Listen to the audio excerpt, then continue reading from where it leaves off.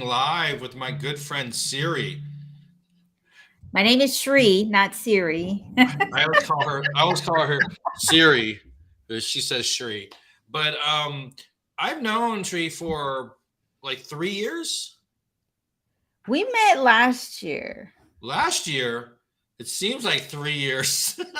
You know what it is? We just were running around on the same circles of friends and we just weren't friends. And Oh, that okay. happens a lot. Oh, so I've known you for 3 years, but we didn't get each other to get to know each other for until last year. I got it. Right. I got it. Well, my great assistant, Lisa, she's put these slides together, and I'll turn them on and off because it's not really about the slides, but I'll go ahead and show it. But today we're talking about successful video marketing strategies, and I've noticed that you are the queen as far as getting video traction because I remember seeing your post a few years ago, and you weren't getting much likes and now you're like ranking 60, 70, 80, 100 and so on likes per these videos, so there's got to be a secret sauce to that. So would you like to introduce yourself? And I have a little thing there that's just pulled from your LinkedIn profile, but I want to know what you think you are and then how you're going to kind of present that energy and benefits to the audience. My name is Shri, and I help entrepreneurs create engaging videos that make them money, and that's using video and live streaming. I also have an agency where my team and we help you bring back time in your business. How?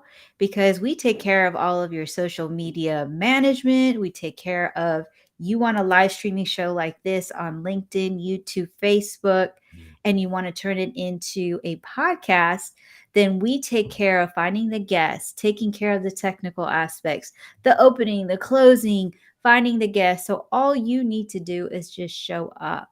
Now, when it comes to video and live streaming, it can be daunting, it can be scary, it Mhm. can you overthink it and you feel overwhelmed. Yeah, it's a lot of moving parts. We have a service as well, and so not for podcasts. I don't even have a podcast, but just for the LinkedIn lives and things. And we wrote a service operating procedure, and we were up like to 30 steps, literally Mhm. 30 steps, and that's just that part of it. And so we're very meticulous on, all this material that we're doing. How do we provide value? How do we follow up, and all that stuff? And you take it to another level to like the podcast level. So tell me a little bit about that, and then we'll back into some of the video stuff. So if someone has a live streaming event, and then you move it to a podcast, tell the benefits of the podcast. And the second thing is, tell me why other people that have podcasts are not doing well. So, when you look at it, the whole big picture of social media, you've got to give your customer, when you think of their journey, Mm-hmm. opportunities to connect with you. So your profile with all of your posts is one way, Mm-hmm. blogs, emails, that's another way. Mm-hmm. Then there is the live streaming show, which gives them an opportunity to ask in real time. And thank you, Chelsea. You are beautiful too. And it gives them an opportunity to ask questions. It gives them an opportunity to know if you are the answer to their problems. Then with a podcast, it's just reinforcing what you have said, and maybe they didn't catch it in the other content, but they They may have be this. on another channel too. Yeah, and the thing is that it's all one thing. You're giving opportunity for this individual to get in contact with you because they don't know who you are. So they might come across your podcast cuz your podcast episode happens to be about a topic that they're facing, such as maybe you're struggling with sales and Mm-hmm. you want to understand the sales psychology. Then one of my clients will pull up, which is Jay Lee, and he actually talks about it. His name, on the podcast is called the Sales Ninja Podcast Show, and that's what he does, is talks about sales. Mm-hmm. But you also have, like, if you were to do, Troy, a podcast, you would want to think about what is it that's going to get people's attention, right? Like, Mm-hmm. you can come up with a name, that's great, but what's most important is also, okay, you have the title, so it's SEO friendly, but Mm-hmm. then it's how are you promoting it? Are Mm-hmm. you using You're talking live? about from the podcast perspective? Yeah, I'm just, yeah, because it's From all that one podcast. pillar? Okay. Yeah, So because they I all know that a tie lot of people together. have podcasts, and they were telling me you just do a podcast because the Troy Show can convert straight into it. And I know It it's mechanically easy, but there's a lot of other foundational things I'm sure they're missing because if everyone's podcast was doing great, it would be so easy to do.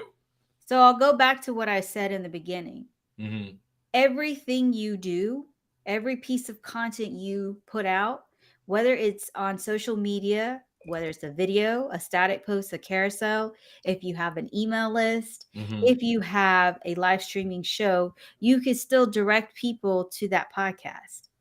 See, Oh, I see. you have to understand that everything connects. It's not just by itself, the podcast, everything connects together. So when you bring it all, you'll see the full picture. It's not just one or the So other. do you funnel in everyone in one direction to the Yes. podcast? Oh, I see. No, So you can't. No, the podcast is a funnel to you. no, you're correct. But what I mean is that if you are marketing or you bring up where to go on your post, on your show, on your DMs, and once in a while if it's appropriate for the conversation, you're kind of shifting them towards kind of one direction. Right. If that's what Uh-huh. you want. Like If if that's your what you want. goal, you have to think about what is your goal for that month. If it's to grow your podcast, Hmm. then you will be directing everybody to that podcast. But if it's to grow your email list, every channel that you use, meaning if you're posting on Instagram, if you're posting on Facebook, if you're posting on LinkedIn, Hmm. you are drawing people to your email list. Yeah, yeah, definitely. Yeah, You we have grew to our, think we about what's your goal. yeah, we grew our email list from like nothing to 2,500 in maybe 3 months. So we did pretty good. I guess the trick is to make sure that that email list is clean. Managing that list, making sure that people that unsubscribe are removed, inbound emails are removed. Anyone that hasn't viewed a email in 3 months removed, and having a super tight list. Because if you have that right and you're growing it right, your open rate is much higher. So I've talked to other people and they said, "Oh yeah, I got an email list," and I ask them, "Well, what is your open rate on it?" "Oh yeah, I get 25% open rate." I don't think that's a good open rate. And he said, I said, "Well, what's your open rate?" I said, "Well, mine's between 60 and 80%. And it's probably partially because of the content, who I am, because I have some popularity at least, and also that I clean that list. And so these systems that you're pointing towards, say, if you're building up your podcast, do you do an increment of 1 month? So what are you do a month per month, or do you do like a 90-day type of campaign and direct it in a certain direction? I don't, I would say you have to think about it. Like, if Mhm, your goal is to grow it to a certain number, you can't put it, you can't say, okay, I want to do it in 30 days. I want to do it in 60 days. I want mhm, to do it in 90 days. Because what you do in the first 30 days could actually get you to that number. So if you're trying to get to 1,000 subscribers for your podcast or mhm. like likes or, okay, let's just make it simple 1,000 subscribers for your email list Okay. and you are campaigning super hard in the first 30 days, then you found a blueprint. But if let's say in the first 30 days it doesn't work and you said, "You know what? I'm going to do this for 90 days." Mhm, Then you're giving yourself to say, "Okay, in the first 30 days this is what opened. This is what worked. mhm, But mhm. then in the next 30 A/B days testing, I'm going yeah. to tweak it and then move to the next." I find that when you keep a strategy lucid, it gives you opportunity to know what are you missing, Mhm, what is working, mhm. and what do you need to change? Yeah, Because and that goes along with your content strategy as well. So a lot of the stuff you're doing is video based, and you get a long format, you chop it up, and we have these smaller bits of video. But you also just have good video tips in general, just for marketing, awareness, how to, and all that. And so you're talking about you can't be all things. You can't go in all directions at one time. You have to kind of pick your poison. I have a number of channels, but what's my need for that 30 days, 60 days, 90 days? For example, I have a mastermind. What do I do to increase interest in that mastermind and conversions? And we were talking about right before this, before we went live. It's like you asked me how that was going. I said, yeah, I got 4 or 5,000 views on it. It was pretty good. 130 comments, but I haven't sold hundreds of those mastermind slots. And I said, you know what? I made a mistake. And like that's the A/B testing. Like, well, maybe my audience should be shifted over to these people because those people are more likely to purchase a mastermind because they have business dollars behind them, for example. And so you really have to concentrate on kind of what your goals is for that, whatever it is, 30, 60, 90 days. Yeah. Absolutely. Hey, Jamal. Hey, Chelsea. Hey, Joy. Yeah, Joy, thanks, Chelsea, for the compliment. Someone he said has a something about question. bots. I was reading this thing. They said open rates are impacted by bots. You know anything about that? So for me, I'm not very well skilled in emails, but I will say this when it comes to social media strategy, the reason for some people may have not liked what I said, but you have to look at it this way. Hmm. You should be looking at your marketing every 2 weeks. So if you're running a campaign and in the 2 weeks it's not working, then Hmm. you need to switch it up. Or you And need to know what's the normal traction rate for that campaign. So if yeah, someone has a LinkedIn outreach, which is direct outreach, usually they don't even start getting traction till 30, 40 days, So just but it because, could be different on a different platform. Like right. because You're absolutely I don't specialize on just one platform. I'm right. on Mhm. multiple platforms. Right. I I'm a little bit more like, okay, let's look at it in 14 days, 30 days, and Hmm. then let's see what's working, what's not, Hmm. and then scrap it and try something different. Oh yeah, yeah, yeah. So oh, he's typing some more stuff. So is it Joy? Joe? Joy. Is it Joy? Um, Server side bots open and scan your email before they deliver it. Oh, well, yeah, Joy, but my email list is curated beforehand. So if it comes from LinkedIn, they're actually real emails, versus um, gathering emails from a website. So those might not be true emails and stuff like that. So I don't build my email list in a mass way. I just build it slowly because I'm only interested in the people that are interested in the stuff that we do for business development and LinkedIn and gaining customers. The other people will not even want to talk to me. So the two areas where I get it is my meetings because my booking link actually says, "Is it okay if I email you?" And my shows like this show here. If we can get emails, we'll put them into a one email and saying, "Hey, I'm just going to triple check to see if it's okay to send you some more emails." So my system is like super polite because if you don't want to be here, I don't want you here. It's cool, I don't think there's any benefit for having people in an arena where they're just there's no functional reason for it. So Chelsea had a question which said, Oh, so go right ahead. is it possible to start a podcast from scratch as a brand new creator and build a community? Oh, great It is question. great question. And the answer is yes. Don't wait for the right opportunity. I started going live on Instagram and I had 97 followers. So I grew it Wow, and that's it's not ballsy. There you go. it has now 3,000, but what I will say is that there are 3,000 strong. Like they Yeah. are ride or dies. They are Well, not at the going end of the anywhere. day, like how many, if you're doing like a lot of people, if you're a solopreneur or entrepreneur or a small business under 50, how many clients do you really need? So it's not always about volume. Like how many clients could I actually handle? I can't pick up more than three done for you services, white glove services.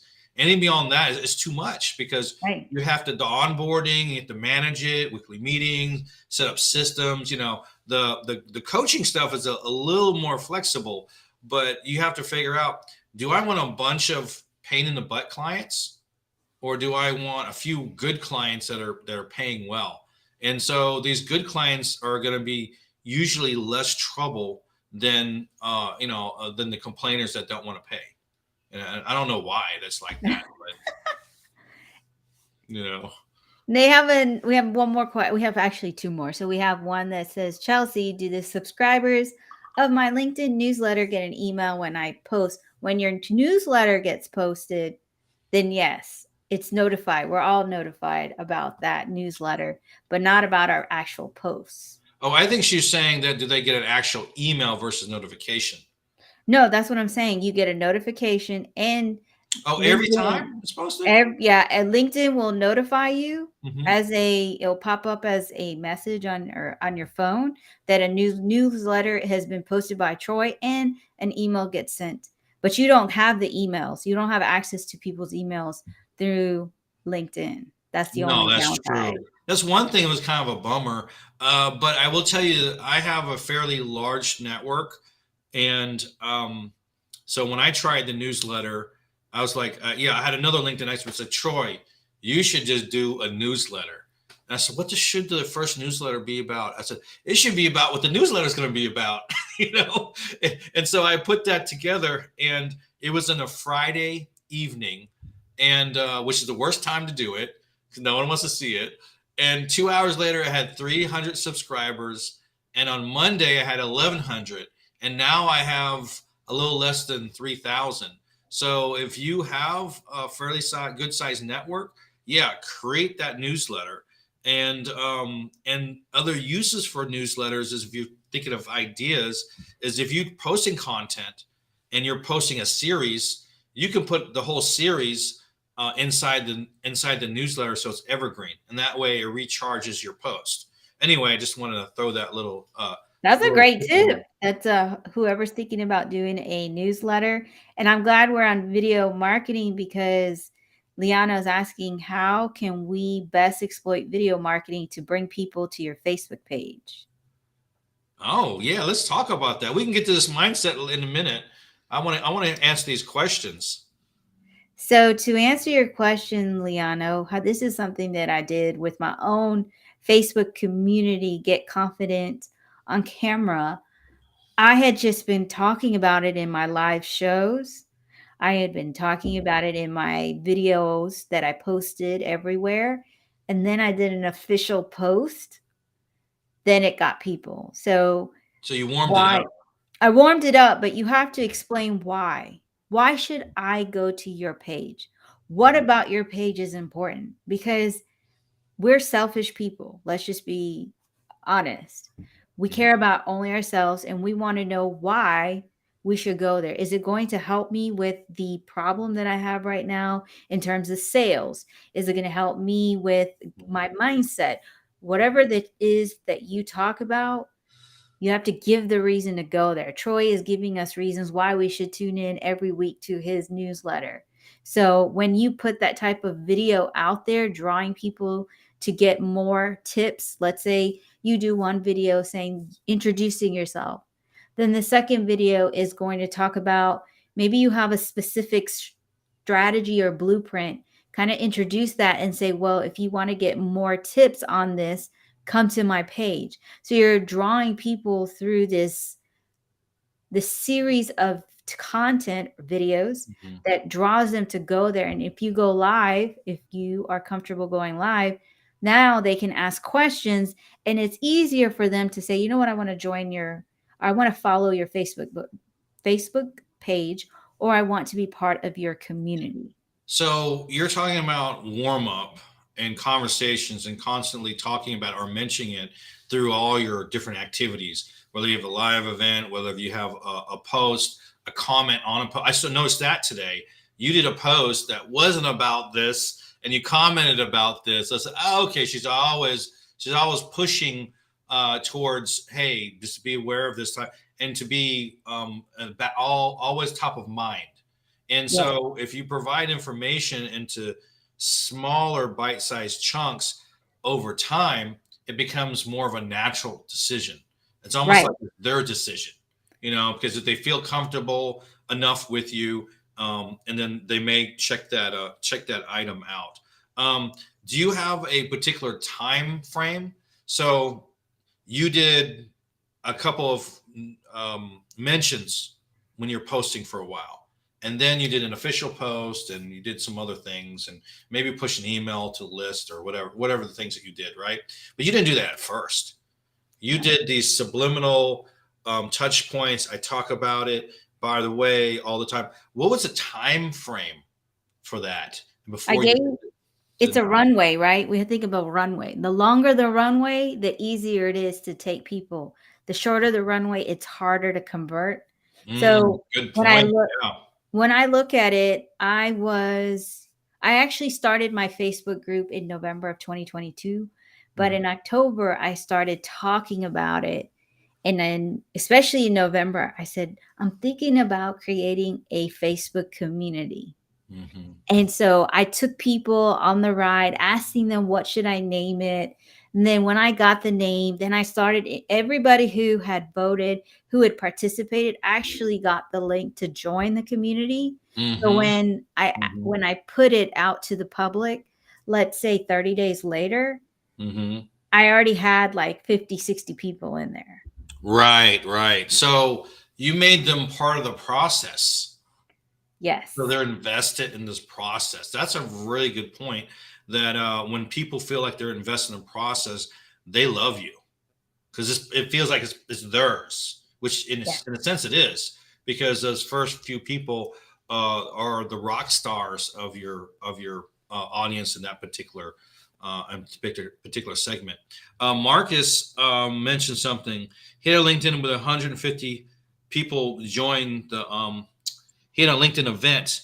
150 people joined, but zero showed up. So Well, my question is what was the event? How long did you subject promote it matter. for? Did you put out content to draw people in? Putting out content means emails, podcasts, interviews, LinkedIn lives. Hmm. Because personally, I put out a LinkedIn live show every week. And sometimes I may put it maybe 30 minutes before I go live. Don't do this, but because I've been going live for so long, I will have people show up maybe 4 to maybe 34. But Yeah, I we never talk really about look at LinkedIn. numbers at the time. Here, I'm just Hmm. going to share this. Hmm. Don't get caught up at the numbers of people who show up for you. Get prepared for the opportunity that comes in your life where they will ask you, hey, can you speak now for us? Our speaker happened to get sick. Can you speak for me right now? Or the opportunity to lead a training, because every live show, every video is a training to the next opportunity that's coming for you. Yeah, that's true. And also, he had a LinkedIn event. LinkedIn Live is a little different because when it happens, it shows up on your LinkedIn profile. It shows and it notifies people right then and there. Another thing, Marcus, is it depends on who you're marketing to. So if there's certain groups of people that are just like the idea of going to an event, and there's other people that are really interested. And so I always figure out, where are the people that are the buyers, like where the buyer markets, and are these people going to be interested in just sucking up my information and never doing a service like this, or never putting time really into it. And if the answer is yes, then you probably being marketed to the wrong people, because you got a lot of people that will ghost you. Real estate Ooh. investors, yeah. So another thing too, Marcus, is on your LinkedIn event, you got 150 sign up. Did you let them know before the event? Did you send messages prior to them to verify they're going in? Another thing is, I've seen for LinkedIn events, and I don't do it for the lives, but they actually send the calendar invite, because a lot of people live off, like 50% of people live off their calendar. Now, I want to take a step back and talk about what you said before. and about presenting a very clear message and what it is, right? And then how to tell that story. And I'm an analytical person, so I have a block sometimes. I have too much information. And so I found out, and I had and I forget the person's name. I talked to her on a LinkedIn DM today, and she broke it down in a very good way. I am good at what I do, but everyone has a thing that they're not so great at, right? And I realized that what is attractive to a lot of people is repelling to me. And so I had to get out of my own head, because if you say it's this and these are the benefits, I say great, but it's not enough detail. So to me, it sounds like clickbait. But I found out that 75% of the people, that's how they that's how they get the information. High level, and then a couple of major points to see how it solves their problem. That's it, right? And I always thought opposite. And so a lot of times, and I suggest this to everyone, you have to get out of your own head. And how does an audience understand and consume information in general? And so that's one thing I've learned in order to increase the volume and the conversations and the conversions of some of my posts there. Yes, you have to understand your persona of your audience because it's going to be different than yours. But at the same token, there are similarities and you can speak to those. Mm-hmm. And if you, Marcus, was promoting for real estate investors, it's also looking at what is the best time for them.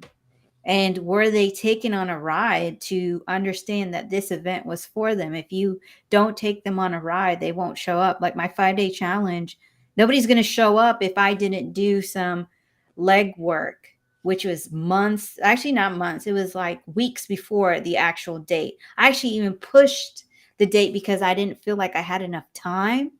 And so I pushed it 1 week, and it actually is better because I'm surprised to see that I was able to get more signups even after the challenge had started. More people are showing up each day because I'm changing the way that even in my marketing for the Mm-hmm. challenge, I've kind of switched it up just a little bit and got more people because I realized people want to know about Chat GPT. They want to know how to use prompts to create content. I actually showed that.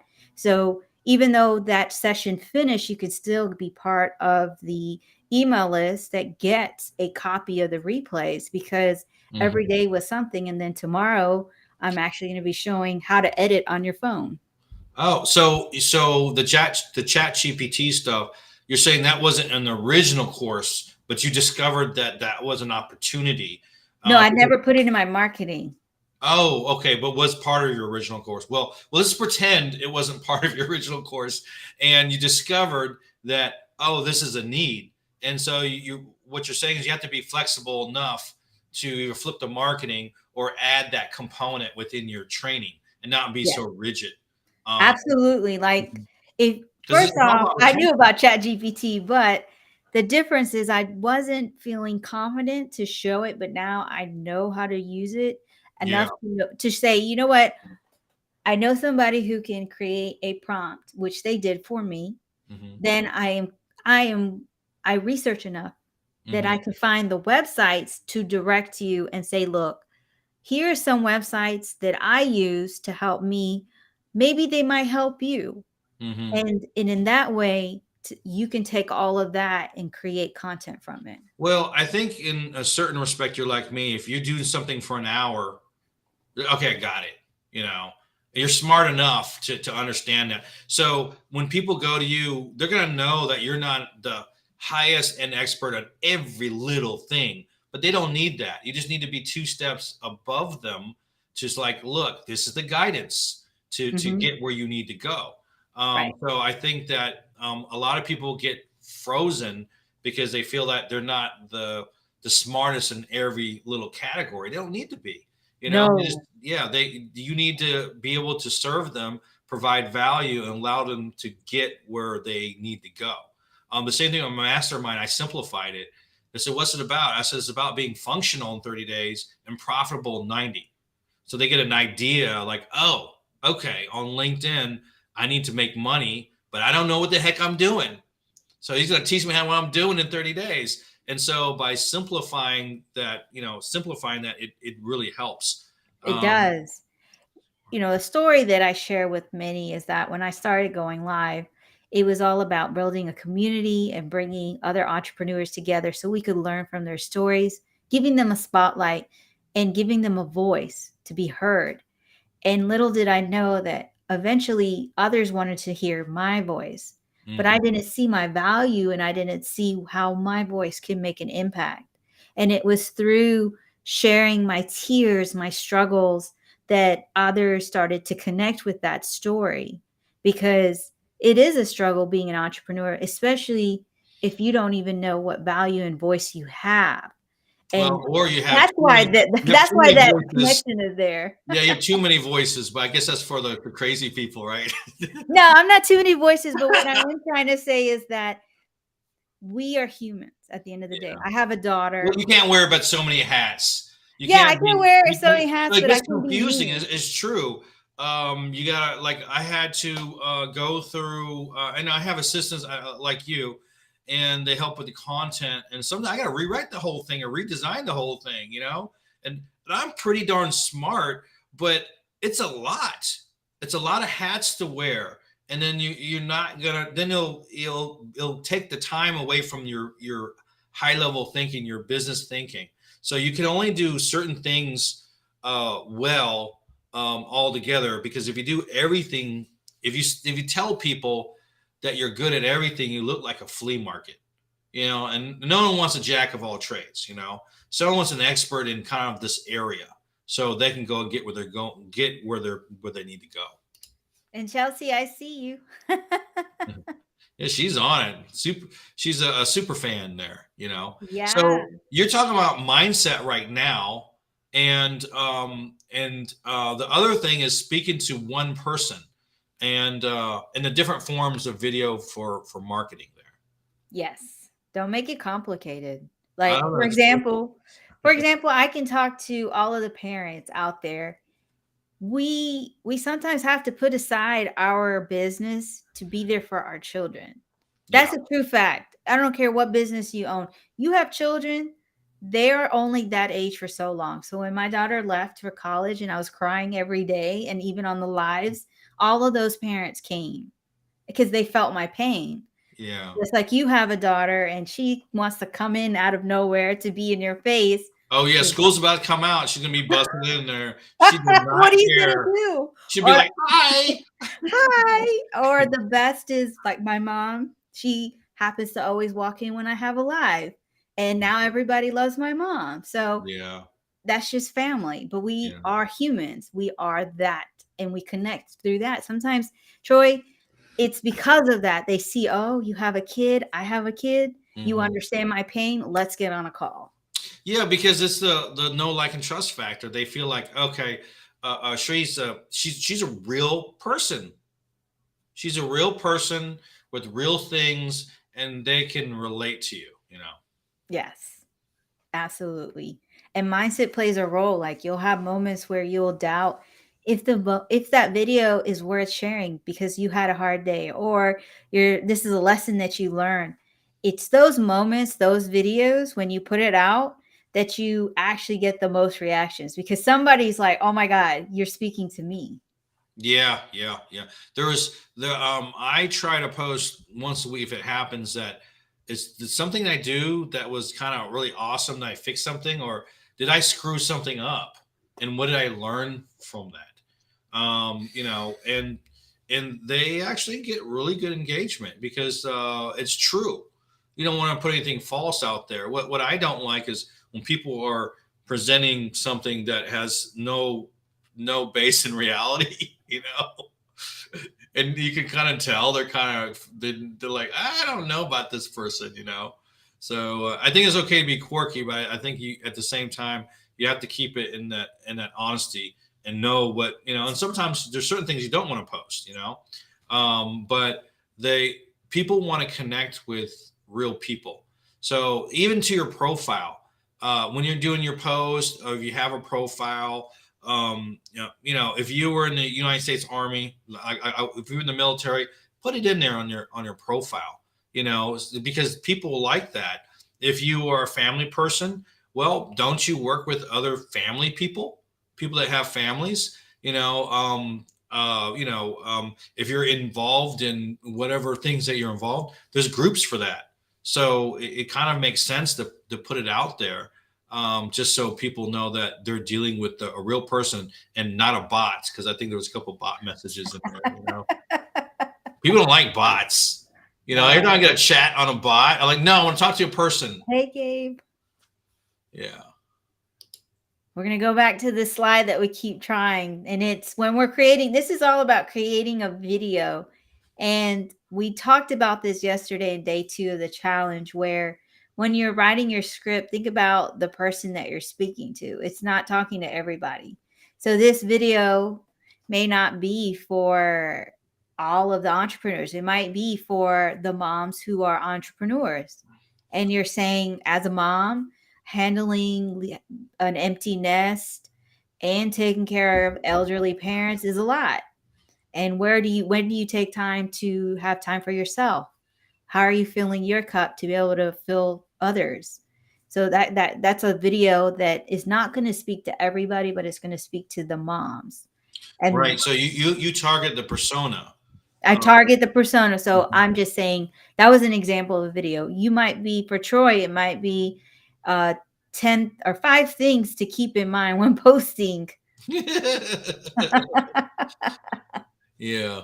Well, so your post, speaking of posting, you're posting really well, but you have like these different forms of marketing, and we kind of touched base on it. But tell me a little bit about how you're using video across all these platforms. And then we'll just talk about, just so people get an understanding, that LinkedIn, Instagram, TikTok, email, and people think email is not a platform. Email is a huge platform. Never discount email. And then your DMs, newsletters, you name it. So let's just keep it simple. You can draw people to a video that's posted on your platforms. So if you have an email or a podcast or even a newsletter, you can put the link and have them go directly to that post. But if you're posting a video that you created, you want to keep in mind the platforms. And this is the reason why. For LinkedIn, where you put the captions, it doesn't really if you want to make it easy, make it bold and readable, like Oh, put because the it in the video's middle. small. That's what you're saying. It's because it's on the scroll. It's very small on the computer. Right. And so you want to make it where it's big enough so people can read it, but also in the middle of the screen. Now, here's the trick. If you keep it in the middle of the screen, then you can post it on Instagram, Facebook, TikTok, because on these other platforms, they have what are called the like, comment, share, and then your username. Mhm. So to just make it easier for you, put the comments in the middle, and then you can post it anywhere. And then how do you draw people to all these videos? You use the links. You draw people to that platform you want to grow. So if you're trying to grow your LinkedIn, every video you post should every link should be coming from your post on LinkedIn, which will then get people who are not connected with you to start following you. Mm. Um, Let me ask you a question. I know all about building on LinkedIn. So we have systems and strategies and all this other stuff for LinkedIn. I want to get into that. But to build, say, your TikTok or your Instagram, um, do you follow the same principles? Are there particular bits of software or systems or habits that you would use to build that, besides just, you know, the manual portion of always talking about that one platform or that one Facebook group or whatever you're trying to target? Do you have a specific strategy that allows you to get those numbers that you really want? You just have to understand that you have, when you're focusing on building a platform, focus on that platform alone. Mm-hmm. So Mm-hmm. Point. engage. build relationships just like you would do on LinkedIn. And now you're like, you know what? I've mastered LinkedIn. I understand it. Mhm, I've grown it to where I want it to be. I'm mhm. now able to go where are my clients at? Where is my audience? If it's Mhm. TikTok, go on TikTok. Understand what kind of videos really that work, because sometimes I don't post every video that's from TikTok to Instagram or LinkedIn.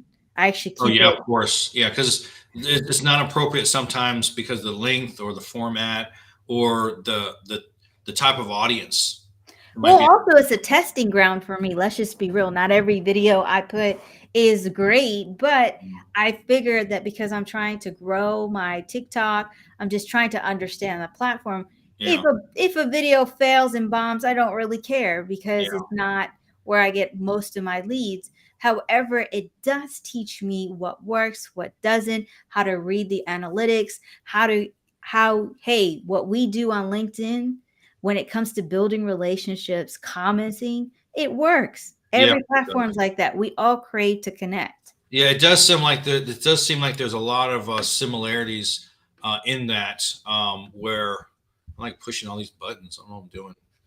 I am a little bit more simpler. There are strategists who focus only on TikTok. There are strategists that only focus on Instagram, Facebook. I'm just more of the, if you want to be seen, you can do that by using video and live streaming. And if you want to go live on a platform, if you were to go live on LinkedIn, you have to use a third party platform. If you want to go live on Facebook, you can go live natively on the app. Same Mhm. thing with Instagram. If Well, you want to Restream is awesome. restream is awesome. And I'm Yeah, just Restream will just hit a number. It doesn't work well with Instagram yet because they haven't released the connections directly to Instagram. But if you have a guest speaker, this is what we're doing right now. Shri and I don't know how many. I put in 3 channels. I'm assuming she put in 3. We're running on 6 channels right now on live, and it's almost guaranteed just on my live that I get 1,000 replays. It's almost guaranteed, and because we do our due diligence to let people know, you have like 100 people subscribed within a week, which is not bad, and we didn't do anything aggressive. I sent a couple messages out. I did one email push this morning. That's it. Well, I did invite like the people on the thing, but it wasn't a lot. And you're growing an audience in a very consistent manner. I always right now I have a 90-10 strategy. And so 90% of my stuff is like whatever my system is, LinkedIn, email, posting and all that other stuff, networking. But then I'm putting a little 10% effort into Instagram. I'm thinking about Twitter. Twitter seems to be blowing up. And I had a thought about it. And I said, all these people are on LinkedIn. They're all like saturated, not saturated, but they see it all the time. They don't see the value. I said, wouldn't it be more valuable to talk to someone on Twitter that needs to make money on LinkedIn because they're actually primed? So think about strategy with some of those things where you are developing a way is where are my avatars, the people who need what I have. And sometimes it's not that platform. I mean, it's on this platform as well, but there's a lot of opportunities on other platforms. I've heard a couple other business experts that get work off of what is that other, not Fiverr, but Upworks and stuff. Upwork, and then there's Yeah, Bart. and they get there's like 80,000, $100,000 jobs on there. It ends up Yeah. being. So you could pick up work for, certain, I don't know, I'll make it up, like do a profile. If you create a LinkedIn profile for them to start, it's X amount of dollars. Oh, I need help with a campaign. Okay, X amount of dollars. Oh, I don't want to run the campaign. I want you to run a campaign. Then you just entered into the white label monthly retainer service, and that could be a lot. So what is a white glove service for LinkedIn stuff? Well, they range 1,000, 2,000, 5,000 a month. So multiply that by 6, 12 months, or the length of the client, and then you could definitely make a lot of money. So there's Are you these. on Upwork? What now? Are you on Upwork? I'm not. I'm doing it now. I just heard my partner Catherine. She said you need to do that. I'm like, okay, I'm gonna do it. But There's Upwork and there's this one website if you're in US or Canada, it's uh-huh. called Bark, and it's leads within your area for Bark. whatever it is. Can Yeah, you like a dog, Bark. bark.com? Yes. Wow, what a good domain. I'm a And you pay for the leads. So you have to pay for the leads, but it's easier to get some leads. And of course there is Upwork and you can just create your profile. You Mhm. want to stand out, why people should hire you. Of And course, then yeah, like there's anything else. yeah, I mean there's all these platforms. And never forget meeting people in person. Like Yeah. networking events, conferences, the look, if you're even at the store, you can meet your next client. Yeah, yeah, it's true. I'm in Atlanta. I'm a little bit out, but I try to break away for at least a couple events a month. Just to involve myself with the community and stuff like that. And that's one thing I'm actually kind of weak at because I'm an online type person. But I try to do it because and there's math behind it too. Who's I gotta get a babysitter or nanny or something for that time and schedule it out. And, how much is parking and gas? Because you got to really think about it. You have to have a budget for some of the stuff here. So for me to go out to an event, it's costing me like $400 a pop. So I got to like, do I just go to everybody's event and their mom? No, you got to No. be very strategic about which ones you're going to and why and how to network. Another problem that I see is that a lot of people when they're actually networking, they're not there to provide value. I see that a lot on LinkedIn. And so they're trying to sell something.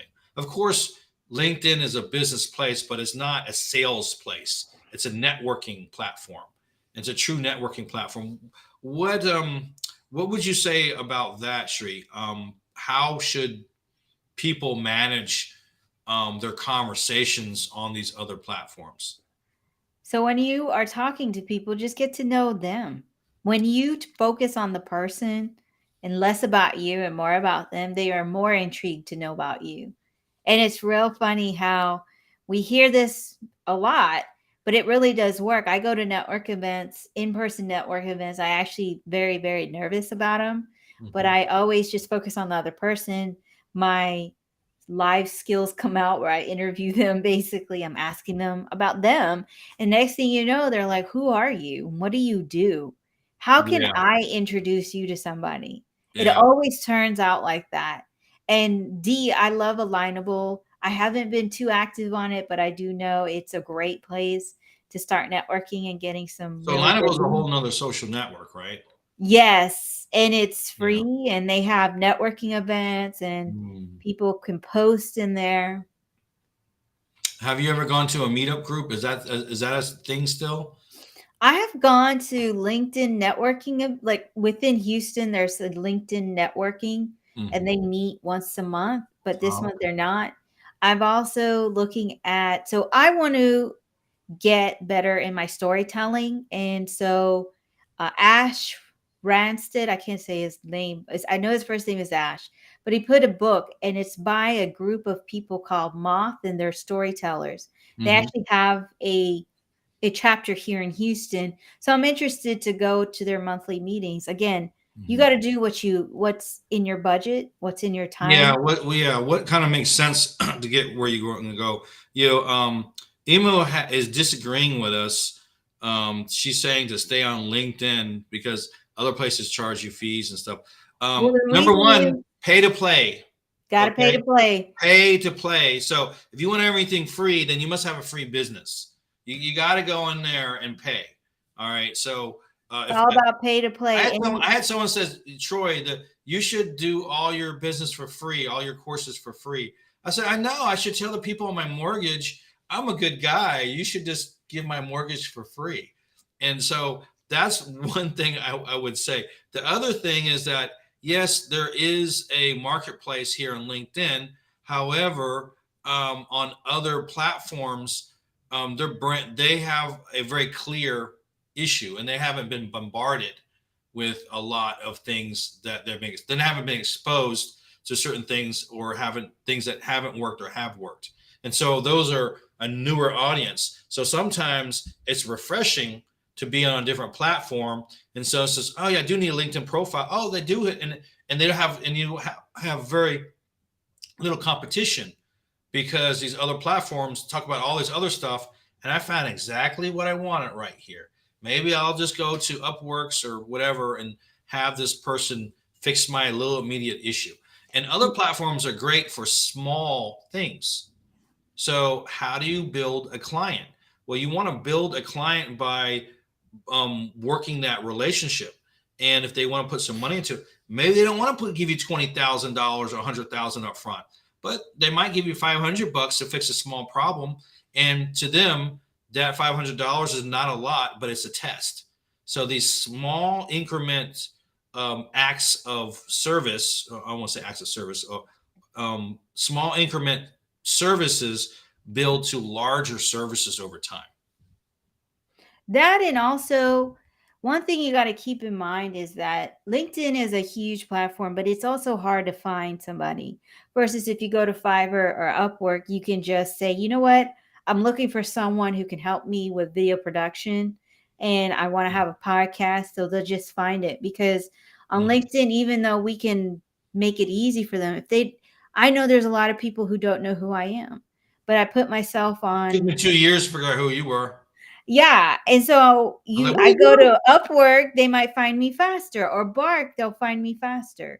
Yeah, So it's a this is different why. relationship process, and nothing wrong with LinkedIn. I mean, that's where I get the vast majority of my business. But what I'm saying is, it's not the only place. Right. You know, You it's want not to the only place. diversify. Be aware of your opportunities. So I'm not on Upwork, but I will be. I don't know when. I have to get through this hump first. So I'm ramping up for this mastermind I'm putting together. So I don't want to be distracted. So like you said, we can't concentrate on a whole bunch of stuff at one time. Go ahead and make our goals, and then move on to other areas that will generate business. Yes. And just going back to this statement, yes, we do get business from LinkedIn, but we need to be diversified, because if LinkedIn were to go away, or Facebook or Instagram, Mm-hmm. what are you doing to get business to you? And That's a so great point. They control the platform.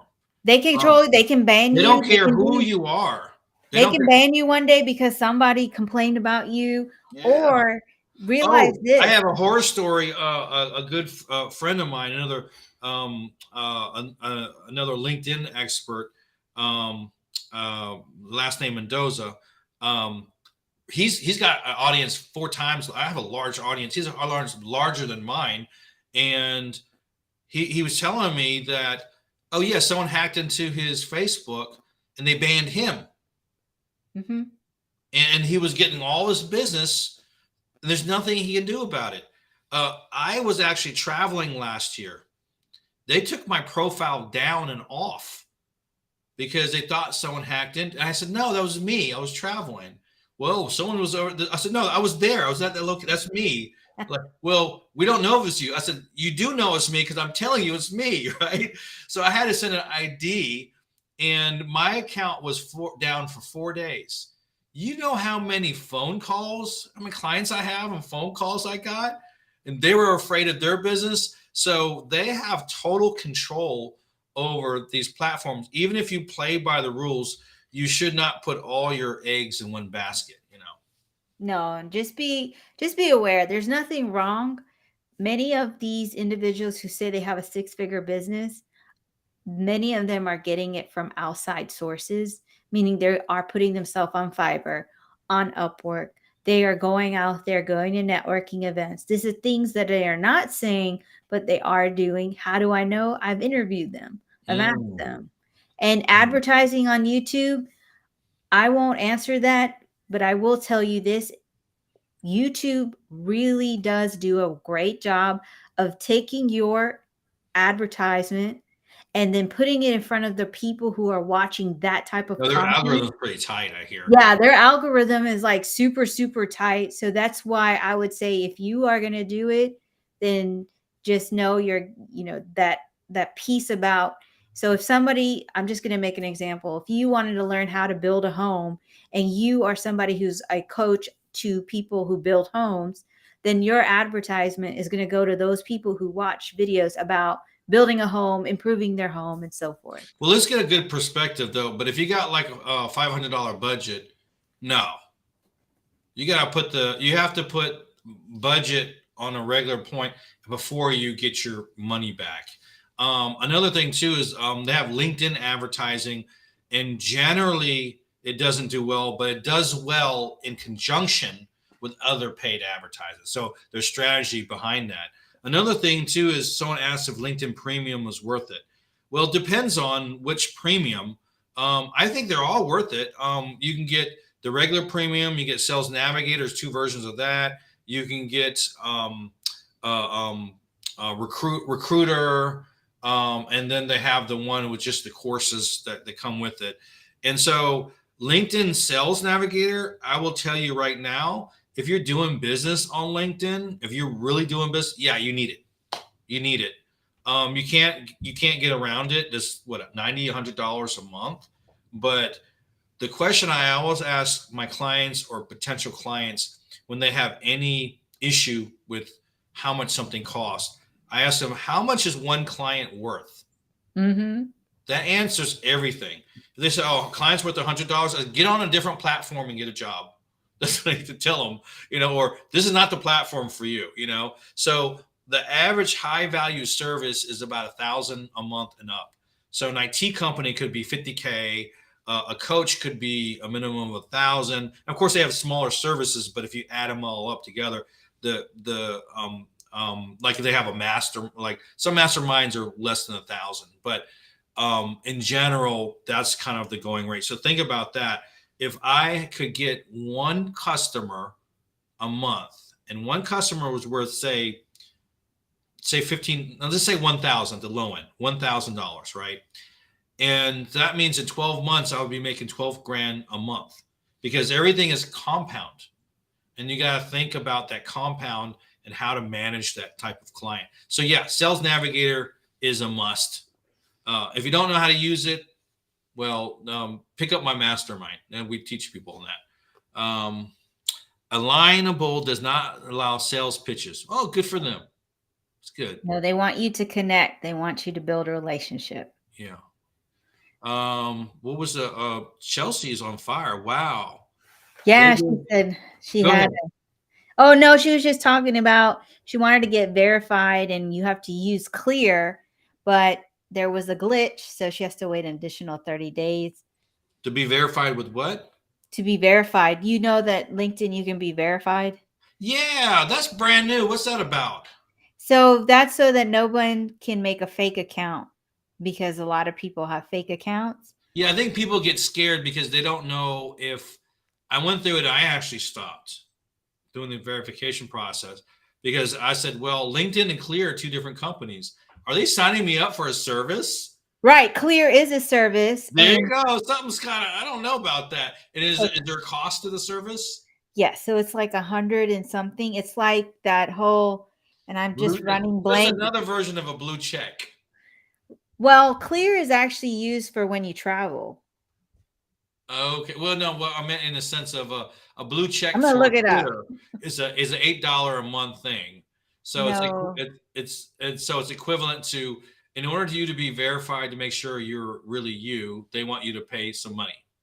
Right. And Clear is instead of using it uses biometrics. So it's basically so that you can use it to travel, but it also helps you verify with LinkedIn. And yes, there is a cost. I think it's like over 100 something a year. So I'll wait till it's mandatory. I don't know. What if you have a VA log into your account? then you have a VA that's logged into your account. I mean, I have clients that I log in No, for I as was talking about the well. Clear stuff. Yeah, so many questions on that. It's a way to avoid having people steal your account. And if it's happened to you, you don't want to have it happen again. You'll pay for this. Yeah, I haven't had anyone steal my account. Although LinkedIn thought they did, but no, they did not. It was me. I was logging in. It was actually me, someone made a fake account of me, and so I felt like I should have it. Oh, that's a good point. Yeah. That's a good point. I had an IT company previously, and it was pretty. It got all these awards, and the gamification was a really fun environment. And there was this one guy that pretended he was me. He had the same haircut. I'm like, this fool here, and it was a Doppler twin of me for my gaming stuff. So he was trying to take over my identity, and I saw pictures of him and everything. It was really weird. So, There's always somebody trying to take your stuff. The best are your kids who pretend to sign those permission forms and get out your well, we're at top of the hour. I do appreciate it. Any last words of wisdom? I will share. Gabe had asked, and he said, he's afraid of getting on camera and he doesn't know where to begin. And I would say, come and join my free 5-day challenge where we really do dive into the reasons why you're not showing up on camera. Even though today is day 3, you still have access to get the replays. Plus, tomorrow I'm going to be showing you how to edit videos on your phone. You can also join my free Facebook community where you do have a community filled with others who want to see you succeed, to get on camera, to go live. Florence is somebody who is part of the community.